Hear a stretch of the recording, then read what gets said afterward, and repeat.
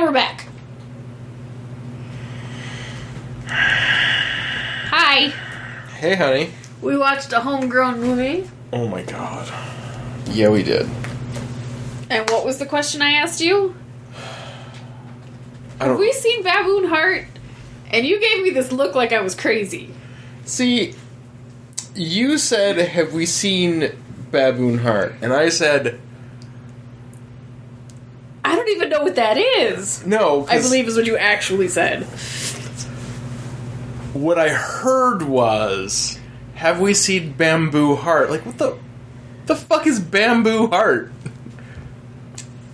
That was the working title for this movie. It was a shit working title for a shit movie. And I only know that was the working title of the movie because I lived in town when they were shooting it in 1993? 92, 93, yeah. 92, 93, yeah. So it was filmed in Minnesota. Yep. The coffee shop that it's based in, I believe, is no longer there. But I have had many a breakfast in that place. Well, where is that about? I think it's on University. It's Central and University over by the river. Does Central... Yes, it does. Okay. Intersect. Yeah. I'm just trying to remember where. About a block and a half away from Hennepin. And oh, yeah! Okay, yeah.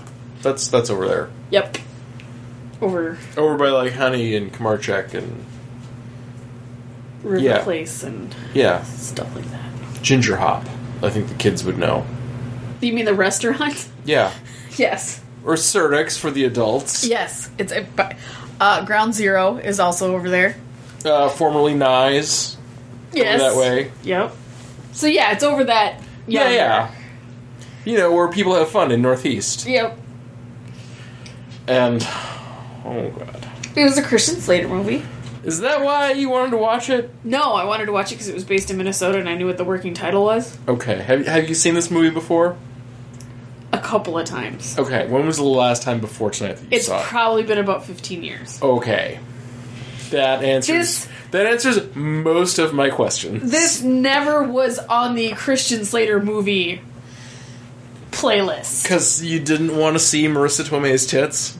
Or get raped. That happens much later, much earlier in the film. Yeah. It's like right at the beginning, like, oh yeah, she's about to get, this is uncomfortable. Yeah, I did not remember that at all. Oof. By Mozzie from he was only holding her down. Oh, all right. He was only an accessory to the rape. Right. It was dude from the Homicide show. Homicide: Life on the Street? Yes, he was Bayless. Yeah. I did not remember him being in it. Yeah, well, when they showed up, like, drink! Like, because he's on Homicide and he's in all the other things. Like, oh, these two guys, which, having read the synopsis, like, I think these guys are... no way. Gonna do some things that are untoward. Yes, and I'd completely forgotten about that.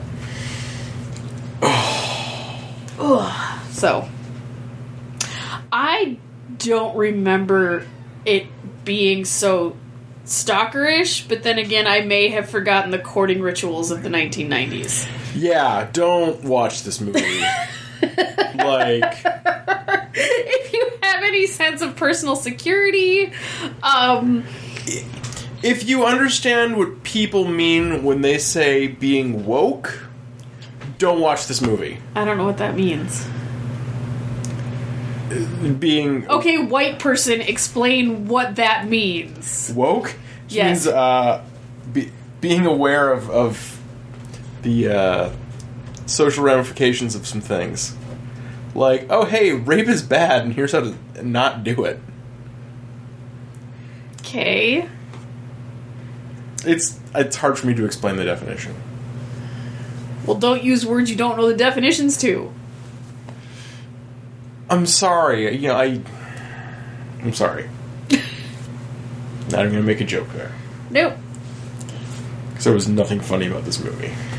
What's that movie where he holds the music box up? Oh, Say end? Anything. Yeah. Yeah. Isn't that stalkery? Probably. It's been like 8 years since I've seen it. I know we have it on Blu-ray. But... And it is somehow on my desktop.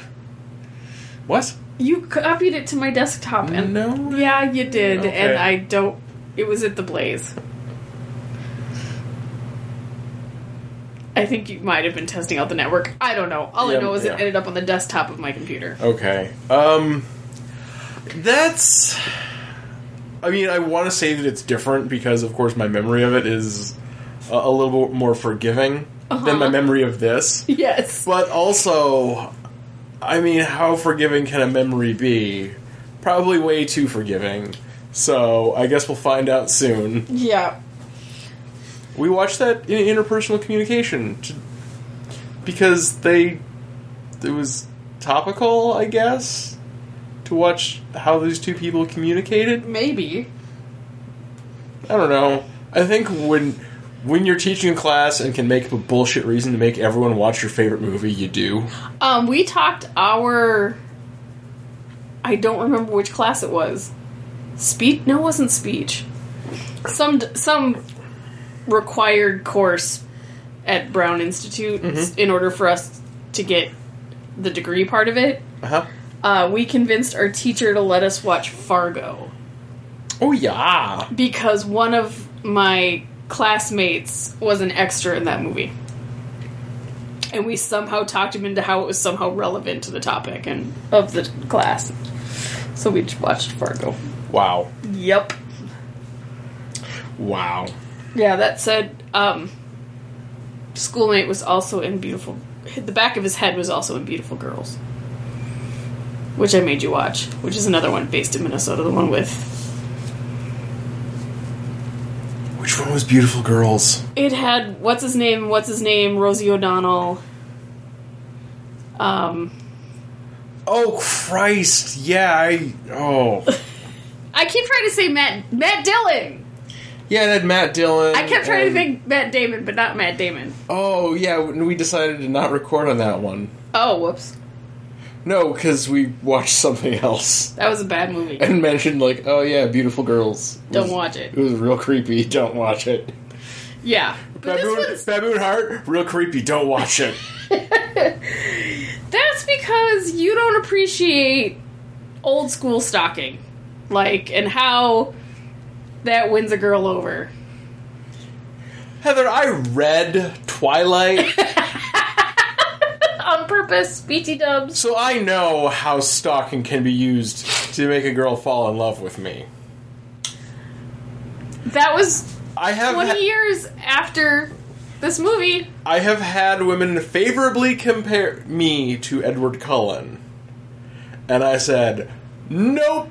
Nope, I have nope, no nope. frame of reference for that. Oh no, he's the sparkly vampire boy. Patterson? Yeah. I have a picture of the Count punching him out. That is my knowledge.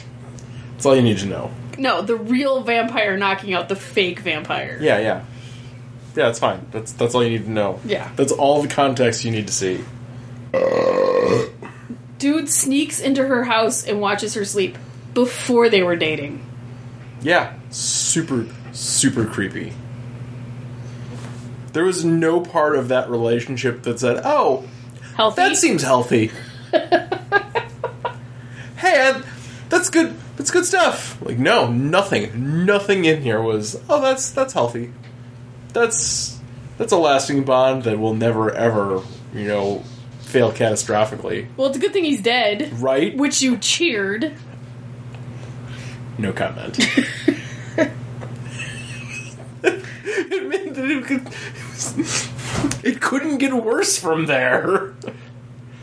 Is he gonna get the heart transplant anyway? Is he gonna do this? No, because he's just dead. Yay! Thank Christ. Oh, I hate this movie so much. I tried to be constructive, but it was just bad. It was shot in Minnesota. That was what was important to me. That was... Hey, I got to drink where other people didn't get to drink. Was that? Joe Schmidt.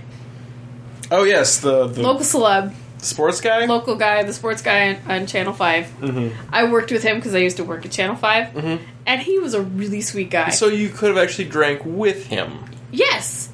Actually, the sweetest thing ever, he and his wife were having their some numbered anniversary, and it was a really big party, so it might have been 25th. Okay. Maybe it wasn't 50th, maybe 40th. I don't know. Some number that's important to marriages. Well, I figure all numbers are important to marriages. Anyway, so I was working overnights, and he needed to get the footage that he'd put together dubbed so he could play it at their surprise anniversary party. Uh-huh. It was so unbelievably sweet. I watched it, I cried, and so when I went down to give him the tapes, he gave me like $20 for doing it, because I was doing personal stuff on company time, and we both could have gotten in a lot of trouble for it. But he wouldn't have gotten in trouble because he was the local celeb. Yeah. They just would have shake hand. No, because I was doing it at his request. And who am I to say no to Joe Schmidt? And as a general rule, of my TV people... Is he still in broadcast? Yes, he left for a little while. Okay. Does he still work for KSTP? Yes, he does. Okay, so maybe we should edit that part out. Oh, whenever that was. It doesn't matter. I suppose management's changed. A lot. Okay. Yeah, fuck him. And he's left and come back in that time, so... Yeah, I suppose. No, but that made me happy.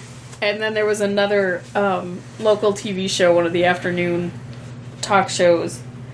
Good Company, I believe was the name of it. Was also on in the background, and I silently squeed for that.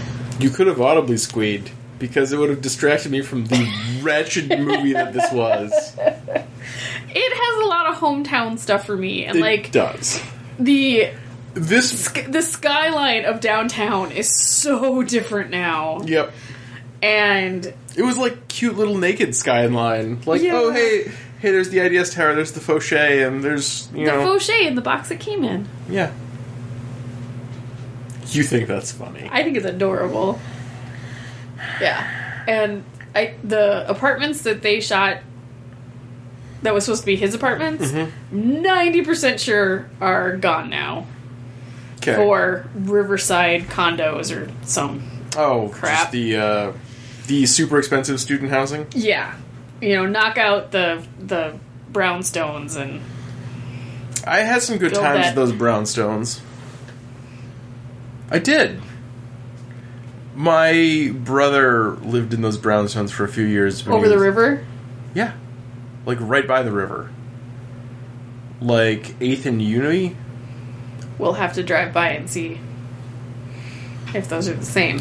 I don't think they were. Not those particular ones. But if you're talking brownstones over by... the university. Over on campus. Yeah.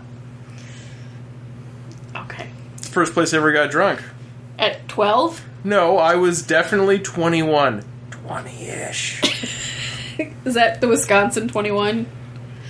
No, in Wisconsin you just have to be with the parent. You were with a responsible older party, right? Whoa. Slow down. Slow my roll? Slow your roll. Have you met my brother's college roommates? None of them were particularly responsible, and they did not inspire responsibility in each other, I think as I remember. One. Whatever. Yeah, I think I've only met one. But... And then the diner's gone, which makes me sad. But now I remember why I always think of that diner when I hear Suzanne Vega's da-da-da-da song. See, when that song came on... You got very angry. I was real excited, because I heard Suzanne Vega going, da-da-da-da. Does she not get money every time that's played? It doesn't matter. And then I heard oh wait, is that instrumentation fuck everything about this? What is the problem? The DNA remix is rubbish. Why? Because it's awful. Because it ruined a perfectly good song. She gave them permission. I think they offered her money. Okay, then she gets money. It's not good. It's just not good. The original is so much better. Okay. You were visibly angry. I was visibly angry. I'm not going to say that I was rationally angry. Because I know, like, the things that I care about are random and make no sense. But that was upsetting to me. Okay. Would you consider this movie diverse? You've got Rosie Perez. We got Rosie Perez. You have the cook. We have the cook. Did the cook really have lines? Yeah. Like a couple. I'm like, oh, here's a shot of him, like, with his feet up on the cutting board. His socks up on the cutting board. Having worked in food service... This was a little bit much for you? Any of the behind the customer side scenes, where they're, like, in the back, I'm like, okay, no, he should have a hairnet. He has to contain that mane.